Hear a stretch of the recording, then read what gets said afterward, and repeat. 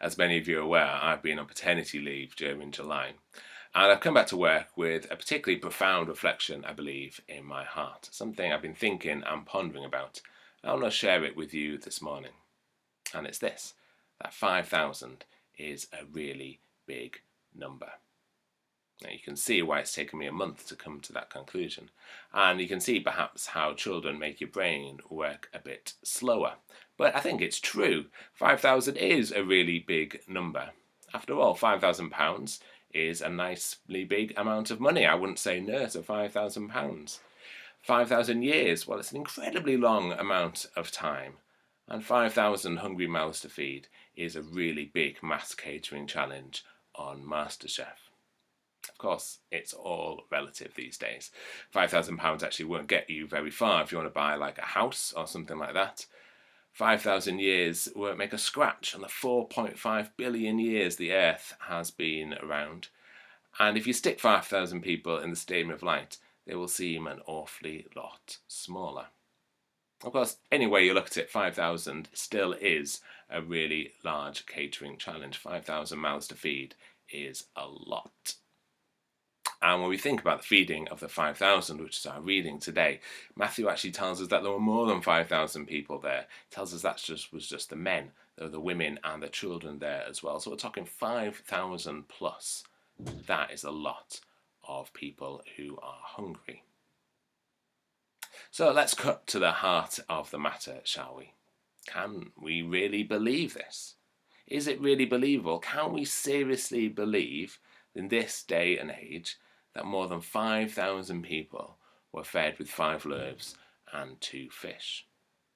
I mean, it's not like Matthew gives us much wiggle room, is it? Rationing won't cut it with this amount of people. There is only one explanation. This is the work of God. It's a miracle. That's what we call it. That's what we've called it for years. It's the work of God beyond anything we can understand, outside of the frameworks of the world around us. There is no doubt about that. But can we believe it? After all, I wouldn't blame you if you found this kind of thing a little embarrassing, really. Something you don't really want to think about. You certainly don't want to talk about it with your friends. Is it believable? Is it possible? Wouldn't it perhaps be a better explanation if there was no miraculous multiplication of the loaves and fish? Rather, perhaps, wouldn't it be better for us to understand this maybe as a story which had a greater truth to it? Or maybe that Jesus, sharing what he had, inspired others to share what they had with those around them. This telling of the story assumes that when Jesus shares, he inspires others to share as well, that there was enough food there for everyone, it's just that not everybody had some.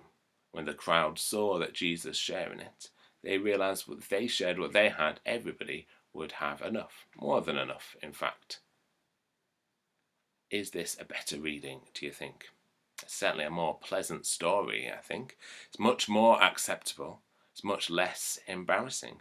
And potentially it's a great impetus for us to go out and share what we have and transform the world around us.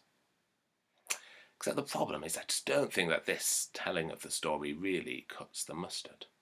And to find out why, we're going to have a bit of imagination time. You can tell I've been with children for the last month. Close your eyes if you need to, but I want you to imagine a picture. Imagine what you think of when you think of the feeding of the 5,000. What's the scene? What does it look like? What are the surroundings? Perhaps you're standing there. What does it feel like? Where is Jesus? Where is the crowd? What do they look like? What's happening? Well, if you're anything like me, then you've imagined a grassy hilltop, perhaps. Warm sunlight, a cool breeze, Jesus standing at the top of the hill, the crowd waiting patiently and expectantly for him to fill them and to give them what they need. That's what I imagine. But I'm pretty sure I got that picture from a children's Bible I saw when I was 4 or 5. I'm not sure it really stands up to the test of what is in the text in front of us. After all, think about it. Matthew tells us Jesus goes to a deserted place, a wilderness perhaps. Deserted places and wildernesses in Palestine do not look like hilltops, grass and warm sunlight. It's more like rocks and dust and sand and thorns and blazing hot heat and bitter nights. That's what deserted places looked like in Jesus' time and where he lived. It's a dangerous place, somewhere where you wouldn't want to be stuck, somewhere where you really needed to be careful. And this is where the crowd looked for Jesus for something to eat and drink. If not, they're in trouble. They've placed great faith in him. They've ended up in this rocky, difficult place. This is the part of the story they forget in those children's Bibles. But it's the kind of story that we often see when we tune into the news. You know, a messianic figure draws or leads a number of people to the middle of nowhere with a promise of salvation that'll be found among the thorns and the briars. It's a story that we have heard of before, a story that is perhaps all too common, and usually it doesn't end well. Usually someone ends up getting hurt. And this is the problem for the idea that the story is just about Jesus inspiring us to share.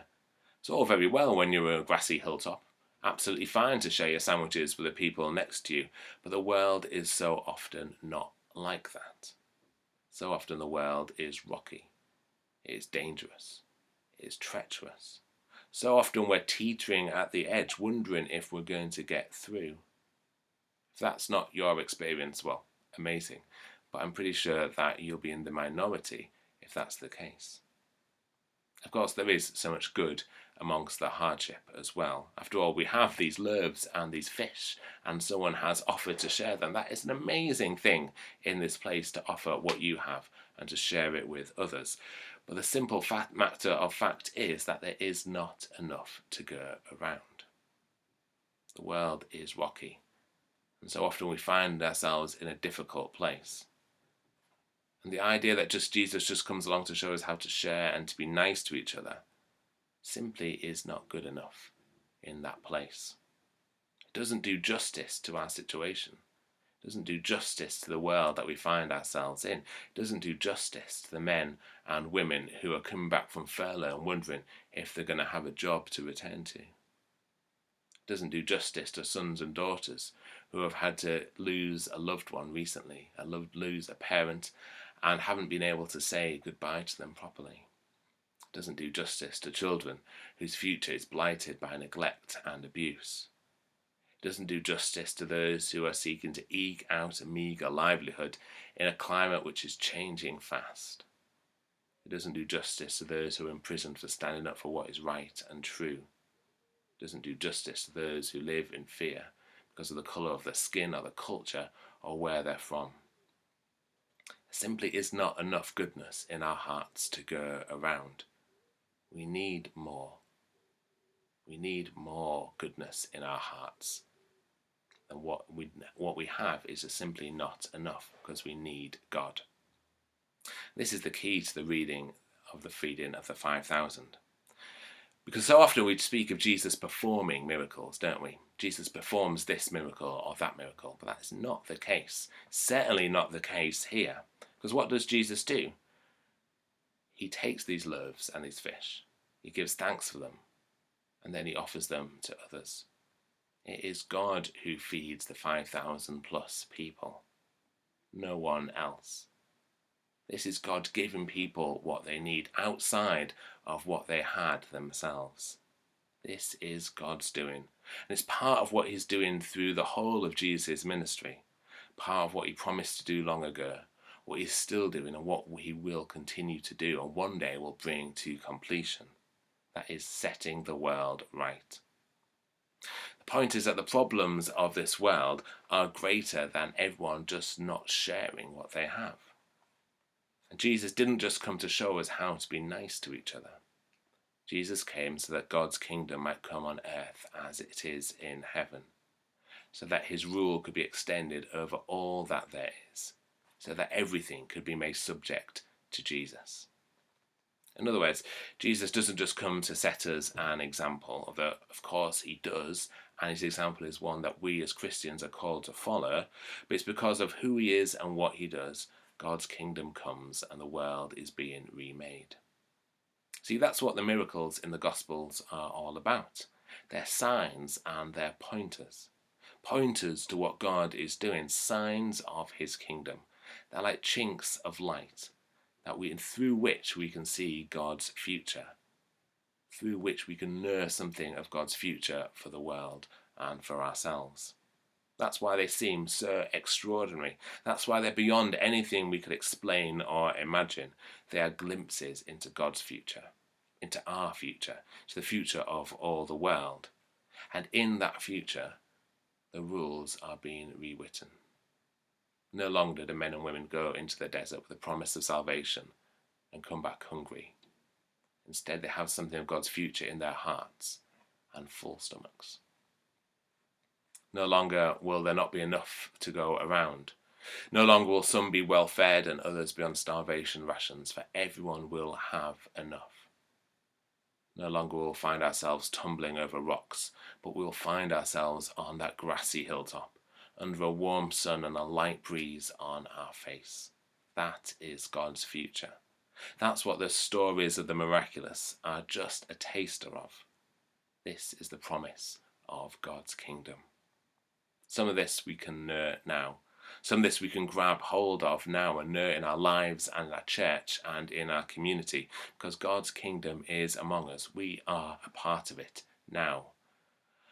And our job is to do nothing more than what Jesus did, actually, to give thanks and to give to others and let God to do the rest. But some of this we will only know in the future, in the world to come. But there are glimpses of that future, chinks of light through which we can see that world. Here in the Gospels, when we read about what Jesus did, and still in our world around us and in our lives, that's what happens whenever God is working. Whenever God does something in our lives, when his kingdom is a little more present in our lives, in our church, and in our community. It is a glimpse of what is to come. Amen.